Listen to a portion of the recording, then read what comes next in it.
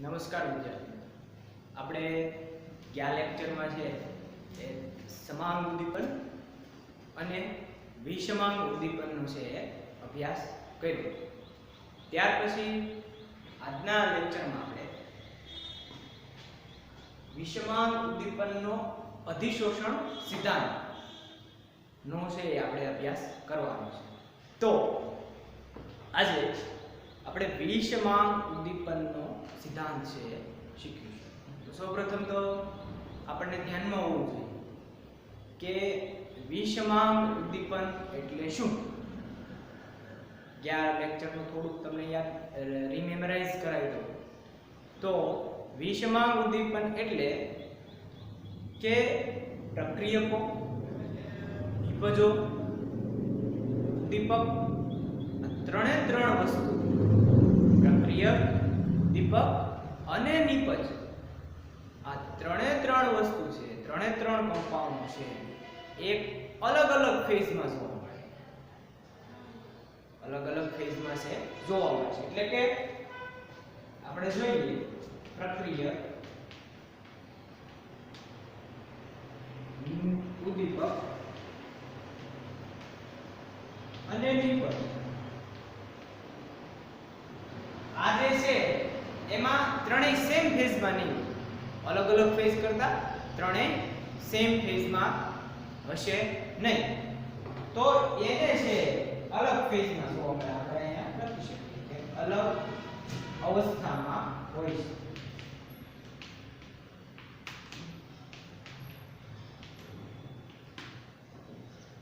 અલગ અવસ્થામાં, તો અલગ અવસ્થામાં હોય એટલે જ આને શું કહી શકાય છે? વિષમાંગ ઉદ્દીપન.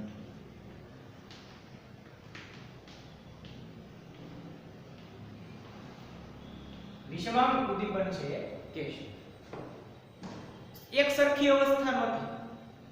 જો એક સરખી અવસ્થા હોય, ત્રણે ત્રણ, દાખલા તરીકે આ ત્રણે ત્રણ પ્રક્રિયક, ઉદ્દીપક અને નિપજ ત્રણે ત્રણ છે એ ગેસિયસ ફોર્મમાં છે અથવા સોલિડ ફોર્મમાં અથવા તો લિક્વિડ ફોર્મમાં છે, તો એને આપણે શું કહીશું?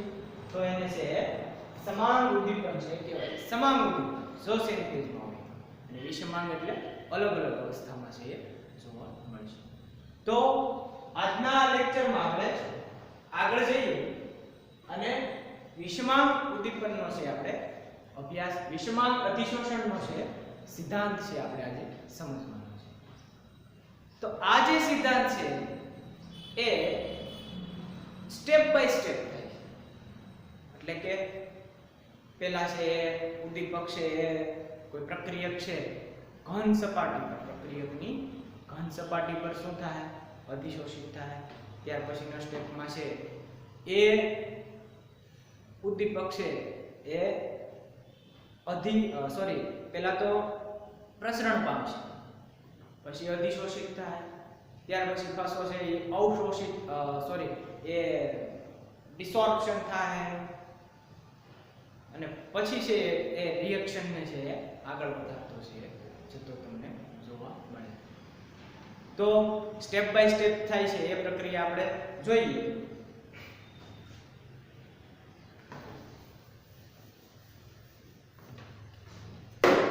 તો જ્યારે પણ સૌપ્રથમ ઉદ્દીપક છે એ રિએક્શનની શરૂઆતમાં શું કરશે? તો કે ઉદ્દીપકનું કોઈ પણ પ્રક્રિયક ઉપર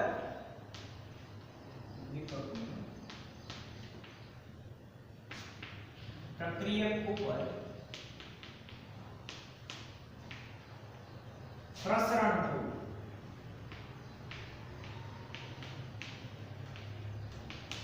શું થાય? પ્રસરિત થાય. દાખલા તરીકે આ કોઈ આપણો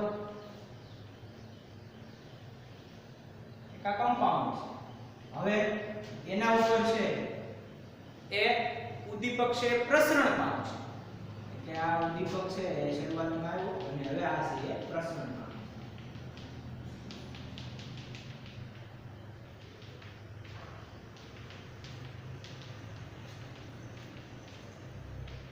તો ધીમે ધીમે આ જે પૂરો જે કમ્પાઉન્ડ છે એની ઉપર પ્રસરિત થઈ જાય. આમ તો તમને પ્રસરણની વ્યાખ્યા ખબર છે કે ડિફ્યુઝન, કે જે સરળતાથી પ્રસરણ પામતું હોય. આપણે રૂમમાં કોઈ એક જગ્યાએ ખૂણામાં છે એ કોઈ સ્મેલ વાળી, સારી સ્મેલ વાળી અગરબત્તી કરીએ તો એ અગરબત્તીની સુવાસ આખા જે કઈ રૂમ છે એમાં ફેલાઈ જાય છે. તો એ શું થાય છે? તો કે એ છે એ પ્રસરણ પામે છે. શું થાય છે? પ્રસરણ પામે. તો એવી રીતના ઉદ્દીપકનું પ્રક્રિયક ઉપર સૌપ્રથમ છે પ્રસરણ થવું, એટલે કે વિખેરાઈ જાય આખા કમ્પાઉન્ડમાં છે એ પોતે છે એ શું થાય? એની ઉપર છે આવરિત થઈ જાય. ત્યાર પછી સેકન્ડ સ્ટેપમાં એક વખત આવરિત થઈ ગયો, સેકન્ડ સ્ટેપમાં છે એ શું કરશે? તો સેકન્ડ સ્ટેપમાં એ અધિશોષિત થાય. શું થાય? અધિશોષિત. બીજા સ્ટેપમાં એ અધિશોષિત થવું ઉદ્દીપકનું.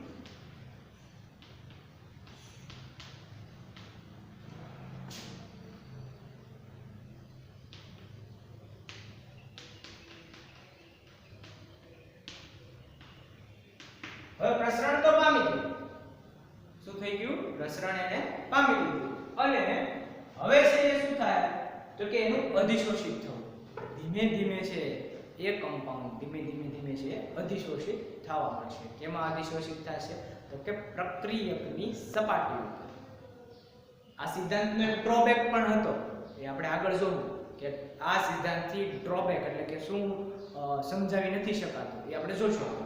તો ઉદ્દીપક છે હવે ધીમે ધીમે છે અધિશોષણ પામવાની છે શરૂઆત થઈ જશે. મોટા ભાગે છે રાસાયણિક ટાઈપ અધિશોષણ છે થતું હોય છે. રાસાયણિક બળ દ્વારા છે અધિશોષણ છે થતું હોય છે. તમને ધ્યાનમાં આવે કે કોઈ પણ સપાટી હોય, દાખલા તરીકે આ પેલેડિયમ ધાતુની સપાટી છે. હવે એમાં શું થાય? તો કે પેલેડિયમ છે એ હાઇડ્રોજન વાયુ છે, આ H2 આવ્યું. તો આ H2 ને છે આ પેલેડિયમ છે એ શું કરશે? પોતાનામાં અધિશોષિત કરશે. શું કરશે? પોતાનામાં અધિશોષિત કરશે.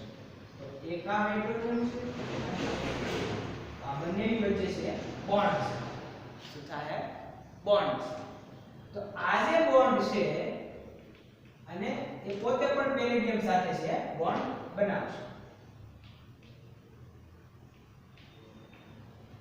હાઇડ્રોજન વચ્ચે પણ બોન્ડ છે અને પેલેડિયમ સાથે પણ છે ધીમે ધીમે છે એક પ્રકારનો બોન્ડ છે બનાવશે. ધ્યાનમાં આવ્યું? હવે દાખલા તરીકે આપણે કોઈ પ્રવર્ધક ઉમેર્યું. શું ઉમેર્યું? પ્રવર્ધક એટલે શું? તો કે પ્રવર્ધક છે એ કોઈ પણ ઉદ્દીપકની કાર્યક્ષમતામાં છે વધારો કરે. શું કરે છે? વધારો. કોઈ પણ ઉદ્દીપક હોય તો એમની કાર્યક્ષમતા, ઉદ્દીપકની કાર્ય છે રેટ ઓફ રિએક્શન વધારવાનું છે. શું કરવાનું? રેટ ઓફ રિએક્શન વધારવાનું. પ્રવર્ધકનું કાર્ય શું છે? તો પ્રવર્ધકનું કાર્ય એ છે કે એ છે એ શું કરશે? તો કે ઉદ્દીપકને મદદ કરશે, હેલ્પ કરશે એના રેટ ઓફ રિએક્શન વધારવા. તો હવે જ્યારે કોઈ પ્રવર્ધક આપણે અહીંયા ઉમેરીએ છીએ, આમાં આપણે એને પ્રવર્ધક છે ઉમેરીએ, તો હવે પ્રવર્ધક કે ઉદ્દીપક હોય એક પ્રકારનો ઉદ્દીપક જ કહી શકાય. તો એ શું કરશે? આ પેલેડિયમની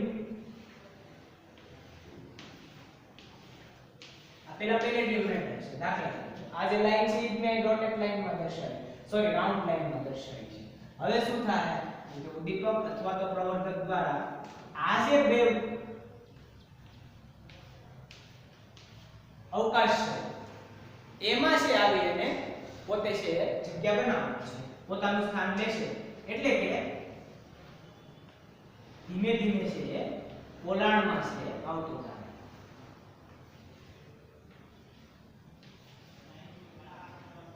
તો શું થાય? તો કે પહેલા જે આપણે હાઇડ્રોજન હતા, પહેલા આ બે જે હાઇડ્રોજન હતા એ શું કરતા હતા? તો કે આનો બોન્ડ છે મજબૂત હતો, એનો બોન્ડ શું હતો? મજબૂત હતો. હવે જ્યારે આ પ્રવર્ધક કે કોઈ ઉદ્દીપક છે એ આવી જાય વચ્ચે, તો શું થાય? તો કે એક હાઇડ્રોજન હાઇડ્રોજન છે એ અહીંયા છે અને બીજો હાઇડ્રોજન છે એ ક્યાં છે તો કે બીજો હાઇડ્રોજન પણ છે તો આ બેનું ડિસ્ટન્સ શું થાય છે વધે છે ડિસ્ટન્સ શું થાય ડિસ્ટન્સ છે વધશે તો ડિસ્ટન્સ વધે તો આ બોન્ડ છે એ વીક પડશે કેવો થાય વીક પડે જેમ ડિસ્ટન્સ વધે એમ વીક બોન્ડ થાય વીક બોન્ડ પડ્યો ને એક ટાઈમ એવો આવશે કે ઈ બોન્ડ છે એ બ્રેક થઈ જાય શું થઈ ગયો ઈ બોન્ડ છે બ્રેક થઈ ગયો અને H છે એ અધિશોષિત છે અમુક ક્રિયાવિધિ છે એ આવી રીતના છે થતી હોય છે એટલે કે ઉદ્દીપકનું શરૂઆતમાં છે અધિશોષણ છે થવું અને આ રીતના છે એનું અધિશોષણ છે થતું હોય છે ત્યાર પછી આપણે જોઈએ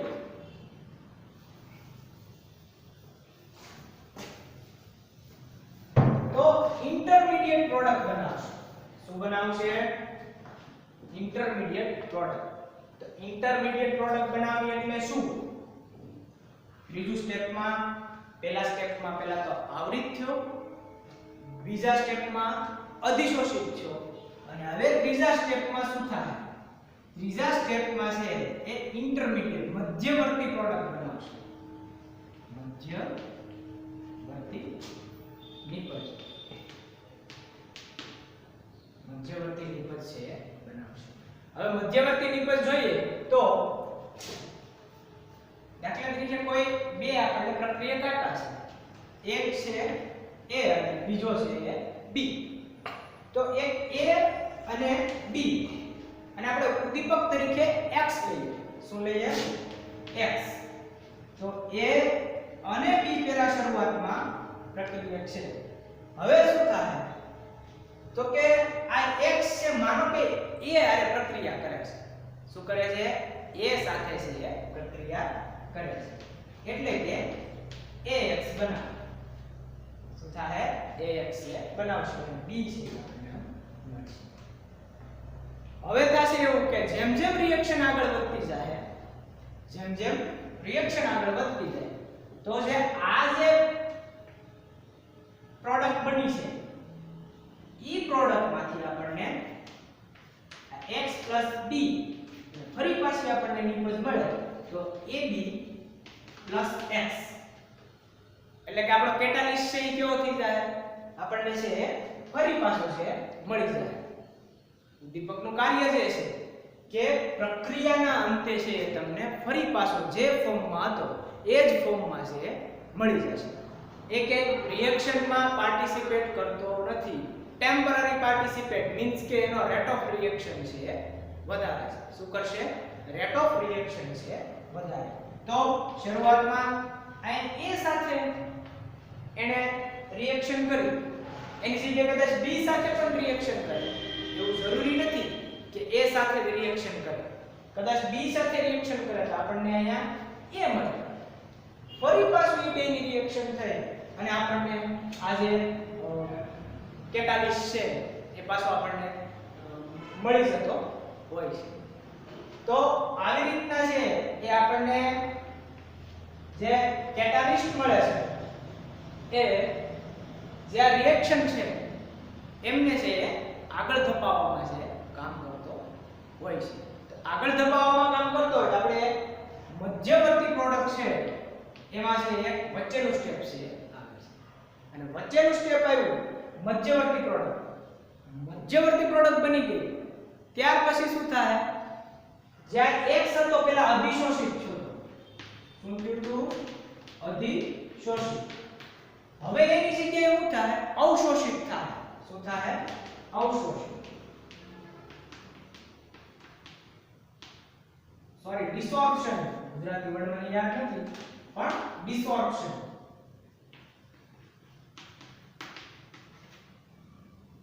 એટલે કે જે અધિશોષિત થયેલો ઉદ્દીપક છે એ આપણને ફરી પાછો ડિસોર્પ્શન દ્વારા છે એ પાછો મળે છે શું થાય ડિસોર્પ્શન દ્વારા છે એ પાછો મળે છે તો એ જે ડિસોર્પ્શન દ્વારા આપણને પાછો મળે છે તો એ આ જે આપણને X મળ્યો એ ફર્ધર રિએક્શનમાં છે કામ લાગશે ધ્યાનમાં આવે કે સૌથી પહેલા પ્રસરણ થયું, અધિશોષિત થયો, મધ્યવર્તી નિપજ બનાવી અને આપણને આ x છે પાછો મળ્યો. આ મધ્યવર્તી પ્રોડક્ટ બની આપણી અને આ આપણને પાછો મળ્યો.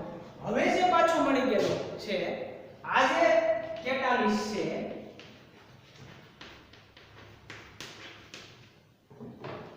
ડિસોર્પ્શન છે એટલે કે પાછો મેળવ રિએક્શનમાંથી, તો એ શું કરશે? ફર્ધર અધિશોષિત થાય.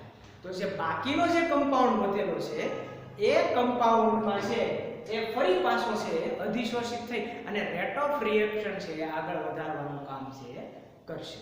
તો આવી રીતના છે આખી વિષમાંગ ઉદ્દીપકની અધિશોષણ સિદ્ધાંત છે કાર્ય કરતો હોય છે. તો આજે આપણે બેઝિક વાત થઈ. હવે આનો ડ્રોબેક જોઈએ.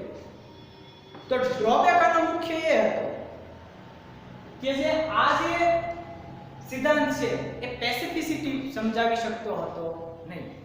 પેસિફિસિટી એટલે શું? તો પેસિફિસિટી એટલે કે નિકલ ઉદ્દીપકની હાજરીમાં જ આપણે હાઇડ્રોજનેશન પ્રક્રિયા છે કરી શકીએ, એટલે કે વનસ્પતિ ઘી બનાવવાની પ્રક્રિયા કરી શકીએ છીએ. હેબર વિધિમાં આપણે આયન જ વાપરી શકીએ છીએ. તો એ જે પેસિફિસિટી હતી એ આ સિદ્ધાંત છે સમજાવી શકતો નહોતો. એટલા માટે આ જે નવો સિદ્ધાંત આવ્યો મધ્યવર્તી પ્રોડક્ટ થોડા ઘણા ચેન્જીસ સાથે છે આવેલું છે. એટલે કે મૂળ બેઝિક તો પેસિફિસિટી સમજાવી શકતો જ નથી, પરંતુ થોડા મહદ અંશે છે એ નવા સંશોધનોને આધારે થોડું ઘણું છે એ આઈડિયા આપણને મળતો હોય છે. તો આપણે જોયું આ રિએક્શનમાં તમને બુકમાં છે એ ડોટેડ લાઈન દ્વારા આપેલો છે. બુકમાં આવી ડોટેડ લાઈન છે આપેલી છે. એમાં a પણ બનાવે છે અહીંયા અને આ b સાથે છે સંયોજન છે બનાવે છે. એટલે કે આપણે આ x વાળું ઉદાહરણ જ એની સાથે કમ્પેર કરવાનું છે કે સૌપ્રથમ શું થયું? x આવ્યો અને x સાથે છે આપેલા રિએક્શન છે, સોરી કમ્પાઉન્ડ છે, અને એમાં શું થાય તો કે આ છે બોન્ડ બનાવશે. એટલે કે આ બે વચ્ચે છે એ બોન્ડ બની જાય. ઈ બોન્ડ બન્યો ઈ મધ્યવર્તી પ્રોડક્ટ છે તમારી. મેં અહીંયા તમને x લઈને સમજાવેલું છે. શું લઈને સમજાવેલું છે? x લઈને. અને તમને બુકમાં જે આપેલું છે એ શું છે તો કે આ જે છે એ તમને આમ ડોટેડ લાઈન દ્વારા છે આપેલું છે. એટલે મેં તમને x દ્વારા છે સમજાવેલું છે. તો આવી રીતના છે એ આપણે આ ઉદ્દીપક અધિશોષણ સિદ્ધાંત, વિષમાંગ ઉદ્દીપકનો અધિશોષણ સિદ્ધાંત છે એ આપણે ભણ્યા. અને અલગ અલગ સ્ટેજમાં છે. કેવા સ્ટેજમાં છે? અલગ અલગ સ્ટેજમાં છે સોરી અવસ્થામાં છે રહેલો હશે. ત્યાર પછી આગળ આપણે જોઈએ તો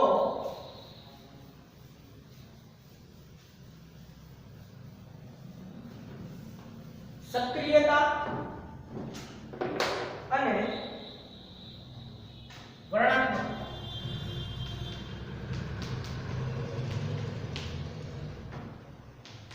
સક્રિયતા મીન્સ એક્ટિવિટી.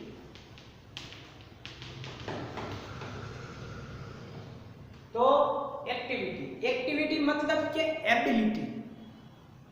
એ કેટલા પ્રમાણમાં અધિશોષિત થાય છે એની એબિલિટી બતાવે છે. શું બતાવે છે? ક્ષમતા બતાવે છે. મુખ્ય વડા યાદ રાખવાનું છે, ક્ષમતા બતાવે છે. સક્રિયતા એટલે કે એમની ક્ષમતા કેટલા પ્રમાણમાં અધિશોષિત થાય છે. એક લેવલમાં એ અધિશોષિત થઈ ગયો. દાખલા તરીકે આ અધિશોષિત થાય છે. હવે આ અધિશોષિત થઈ ગયો છે અને એકી સાથે ઝડપથી છે અધિશોષિત થઈ જાય. પહેલા થોડા પ્રમાણમાં અધિશોષિત થાય છે. અથવા તો એક સ્ટેપ આપણે એવું લઈએ કે એમાં એકી સાથે છે એ અધિશોષિત થઈ જાય છે. તો શું થાય?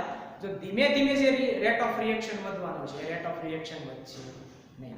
એટલે કે જે અવશોષણની જે કઈ વાત આપણે કરી ગયા એ થશે નહીં. કે જે સિદ્ધાંતમાં એની કેપેબિલિટી ક્ષમતા છે આપણે બતાવી, ઈ જે ક્ષમતા બતાવી. એટલે કે ઇન શોર્ટ કે સક્રિયતા આપણને શું કહેવા માંગે છે? સક્રિયતા આપણને શું કહેવા માંગે છે કે જે કેટાલિસ્ટ છે એ અધિશોષિત થવો જોઈએ પરંતુ એટલો બધો પણ અધિશોષિત ન થવો જોઈએ કે જે છે એના રેટ ઓફ રિએક્શન ને અવરોધે. એટલો બધો પણ અધિશોષિત થવો જોઈએ નહીં. ત્યાર પછીનું દાખલા તરીકે આપણને એક ઉદાહરણ આપેલું છે બુકમાં કંઈક પ્લેટિનમ વાળું ઉદાહરણ આપેલું છે.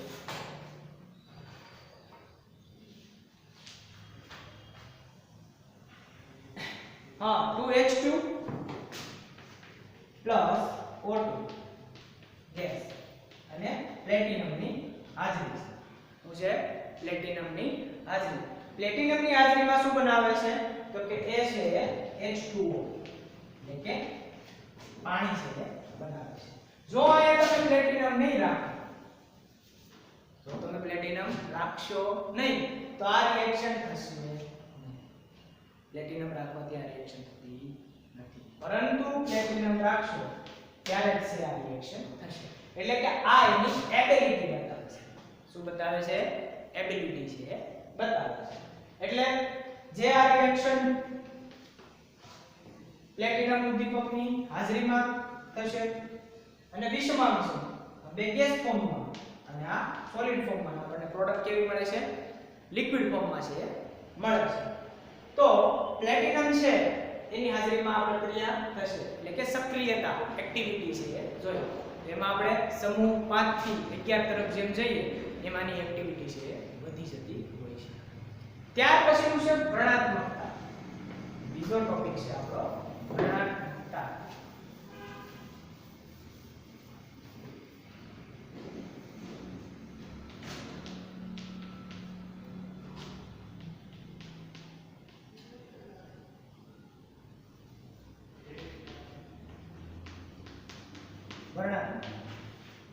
એટલે કે હેબર વિધિમાં જે આપણે આયન વાપરીએ છીએ અને મોલિબ્ડેનમ પ્રવર્ધક તરીકે વાપરીએ છીએ એની જગ્યાએ આપણે નિકલ ઉદ્દીપક વાપરી શકતા નથી. તો એ શું છે? તો કે એ વર્ણનાત્મકતા છે એટલે કે સિલેક્ટિવિટી છે. કે તમે જે સિલેક્ટિવિટી, તમે જે રિએક્શન લ્યો છો, તમે જે કોઈ પણ રિએક્શન કરો છો તો એમાં કોઈ સ્પેસિફિક ઉદ્દીપક જ વાપરી શકાય છે. એવું નહીં થાય કે આયન ઉદ્દીપક તમારી પાસે છે હેબર વિધિનો અને એ આયન ઉદ્દીપક તમે હાઇડ્રોજનેશનમાં પણ વાપરો, વેનેડિયમ પેન્ટોક્સાઇડની જગ્યાએ પણ વાપરો, એવું થશે નહીં. તો એ વર્ણનાત્મકતા દર્શાવે છે. શું દર્શાવે છે? વર્ણનાત્મકતા. અને તમે જ્યારે ઉદ્દીપક ચેન્જ કરો છો, ઉદ્દીપક બદલાવો છો ત્યારે છે તમારી પ્રોડક્ટ પણ છે અલગ અલગ છે તમને જોવા મળશે. તમને બુકમાં પણ રિએક્શન આપેલી છે કે એકમાં મિથેનોલ મળે છે, એકમાં આલ્ડીહાઇડ મળે છે અને એકમાં છે કંઈક આલ્કેન જેવી રચના મળે છે. તો વર્ણનાત્મકતા એટલે શું? તો કે સ્પેસિફિસિટી. કોઈ એક રિએક્શન માટે તમે એક ચોક્કસ પ્રકારનો જ તમે ઉદ્દીપક છે વાપરી શકો છો. એકનો એક ઉદ્દીપક તમે વાપરી શકતા નથી. એ છે એવું છે તો કે એ છે વર્ણનાત્મકતા છે. તો વર્ણનાત્મકતા છે એ એક પ્રકારની સ્પેસિફિસિટી છે દર્શાવે છે. વર્ણનાત્મકતા વિશેષ કંઈ નથી પરંતુ છે સ્પેસિફિસિટી છે દર્શાવે છે. એ સ્પેસિફિસિટી દર્શાવવામાં તમને ધ્યાનમાં છે કે તમે કોઈ એક ગ્રાફ લીધો, આ A + B પ્રક્રિયક છે, A + B પ્રક્રિયક છે. A છે એને અહીંયા જવા માટે આપણે આ પ્રક્રિયક છે અહીંયા પ્રોડક્ટ બને છે.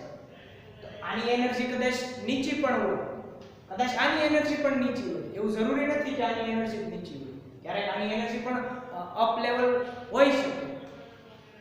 તો જ્યારે આ રીતનું એક સ્ટેપમાંથી આપણે ગામ જ ધારી લઈએ, આ એક ગામ છે અને આ છે બીજું ગામ છે B. તો આ એક ગામથી બીજા ગામ જવા માટે આપણને જરૂર છે ઊર્જાની. શું જરૂર છે? ઊર્જાની. તો પહેલા તમે જ્યારે વિધાઉટ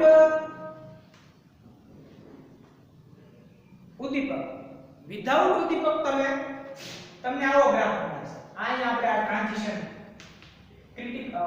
ટ્રાન્ઝિશન ટેમ્પરેચર, ક્રાંતિક તાપમાન છે આપણે કહી શકીએ. તો અહીંયા આપણે જ્યારે વિધાઉટ ઉદ્દીપક પ્રક્રિયા કરીએ છીએ ત્યારે આપણને આ છે મળે છે. હવે એમાં આપણે શું કર્યું? તો કે આપણે એક ઉદ્દીપક છે એડ કર્યો. શું કર્યો? ઉદ્દીપક છે એ એડ કર્યો. આ ઉદ્દીપક એડ કરવાથી આપણને નીચલો ગ્રાફ છે મળશે, નીચેનો ગ્રાફ છે મળશે. શું કામ? કારણ કે એનો રેટ ઓફ રિએક્શન છે વધારી દીધો. શું કર્યું? રેટ ઓફ રિએક્શન છે વધારી દીધો. એટલે કે આપણને ઝડપથી છે એક સ્ટેજમાંથી બીજા સ્ટેજમાં છે આપણે જઈશું, એક ગામથી બીજા ગામમાં જઈશું. ઉદ્દીપકનું કાર્ય છે આ રીતનું હોય છે. અને એમાં સ્પેસિફિસિટી, આમાંથી આપણે સ્પેસિફિસિટી જોઈએ તો દાખલા તરીકે અહીં આપણે વાપરવાનું છે નિકલ અને એની જગ્યાએ આપણે વાપરીએ શું Fe. Fe વાપરવાથી આપણને આ રિએક્શન આવી રીતના મળશે નહીં. એ છે આને આ છે રહેશે. ધ્યાનમાં એવું વર્ણનાત્મકતા એટલે સ્પેસિફિસિટી. તો સ્પેસિફિસિટી છે એટલે કે કોઈ પણ પ્રક્રિયા છે અથવા કોઈ પણ રિએક્શન છે કોઈ ચોક્કસ ઉદ્દીપકના આધારે થતી હોય છે. બધી રિએક્શનમાં એકનો એક ઉદ્દીપક વાપરી શકતા નથી. અને વેરી સ્મોલ એમાઉન્ટ, બહુ માઇન્યુટ પ્રમાણમાં પણ તમારે ઉદ્દીપકની જરૂરિયાત હશે. બહુ એટલું બધું નહીં કે દાખલા તરીકે તમારે 5 લિટર એમોનિયા બનાવવો છે, એની સામે તમારે 5 લિટર ઉદ્દીપક જોશે, એવું જરૂરી છે નહીં. એની તમારે Fe ની માત્રા કદાચ 500 કે 600 ml જેટલી હશે તો પણ છે એ રિએક્શન તો છે એના રેટ ઓફ રિએક્શન થી જે વધતી છે એ જ રિએક્શન છે થશે. તો આજના લેક્ચરમાં આપણે સૌપ્રથમ આપણે વિષમાંગ ઉદ્દીપન અને સમાંગ ઉદ્દીપન એમને આપણે રીમેમરાઇઝ કર્યું. ત્યાર પછી આપણે આ સિદ્ધાંત જોયો કે જેમાં છે એ સૌપ્રથમ ઉદ્દીપક છે એ પ્રસરણ પામે, અધિશોષિત થાય, મધ્યવર્તી પ્રોડક્ટ બને અને ફરી પાછો છે એ આપણને બાય પ્રોડક્ટ ઉદ્દીપક છે ફરી પાછો છે આપણને મળી જાય છે. ત્યાર પછી આપણે સક્રિયતા જોઈ અને વર્ણનાત્મકતા જોઈ. સક્રિયતામાં એની કેપેસિટી, ક્ષમતા એ છે આપણે જોઈ. અને વર્ણનાત્મકતા એટલે કે સ્પેસિફિસિટી કે બધી જગ્યાએ તમે એકનો એક ઉદ્દીપક છે વાપરી શકતા નથી. તો આજના આ લેક્ચરમાં આપણે આટલું કમ્પ્લીટ કર્યું. નેક્સ્ટ લેક્ચરમાં છે આપણે આગળના ટોપિક ઉપર છે જશું.